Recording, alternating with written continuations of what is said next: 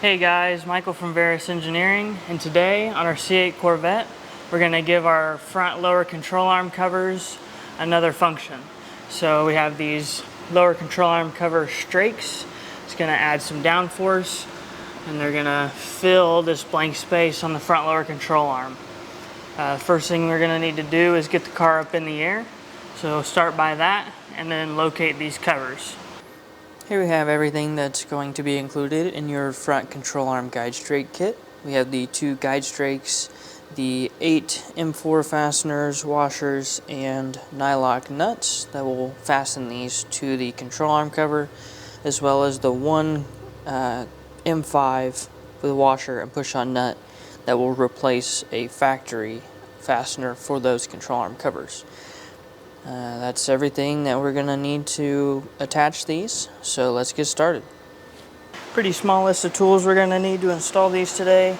A ratchet, a couple sockets, a 7mm and an 8mm, and a little extension helps. You can swap out the 7mm socket for a wrench if you find that to be more ergonomic, and then a 2.5mm Allen, however you choose to use that. A trim tool, a drill, and then an 11/64 drill bit. That's all the tools we're going to need today to install this. Let's get to what comes in the kit. Once you've located your front lower control arm covers, there's going to be 4 8mm, 1, 2, 3, 4, and 1 plastic push clip. I'm going to do the plastic push clip first. This is on the passenger side. And then I'm going to come back and do the 4 8mm.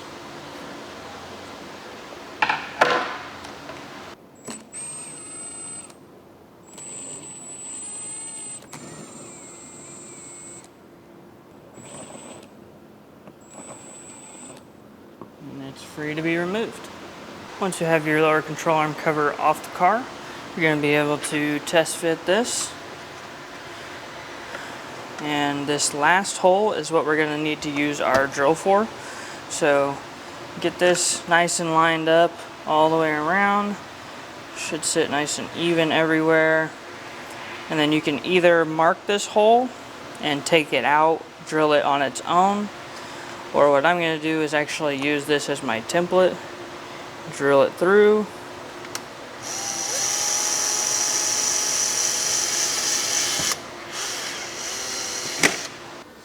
Once you have your hole drilled in your control arm cover, we're going to go ahead and attach the guide strake to the cover. But first, we're going to need to address this mounting hole. So as you can see, it's going to be mounted under the guide strake. So we're going to use the M5, put our washer on here. We're going to go ahead and put it through here. Just like that. I'm going to support the back side, and we're going to install our push-on nut. I'll get it started, and then I'll grab just a random socket that fits over the M5 and go ahead and push it on here. Alright, so now this screw is contained, and we can go ahead and throw on our guide strake. For the guide strake, we're going to slot it in and make sure all of our holes line up, which they should. We're going to throw our M4 screw in there, come to the top side, throw our washer and our nylock. Go ahead and start the rest of these.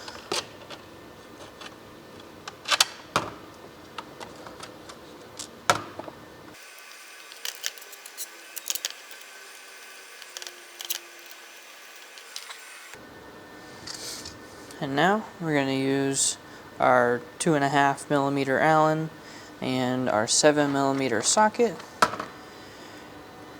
and go ahead and tighten these down.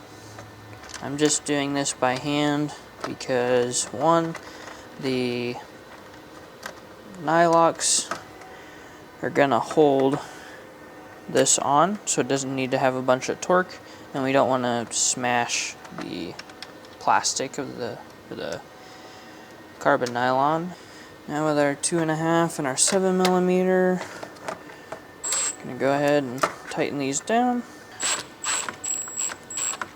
And these do not need to be super tight because the nylock will hold everything in place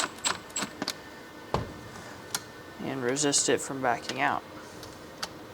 And we don't need to smash these two plastic pieces together and it'll damage them.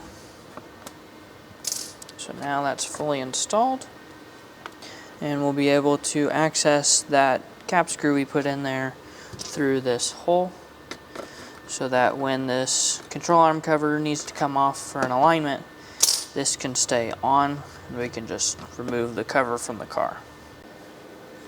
Once we have our guide strake installed to the control arm cover, we're going to use that M5 that we pre-installed to install it back to the control arm. Just going to install this one first and get our Allen key in there. Make sure it's locked into the M5. See, I'm in there and it's spinning. And we'll go ahead and start this one. It's kind of harder to see.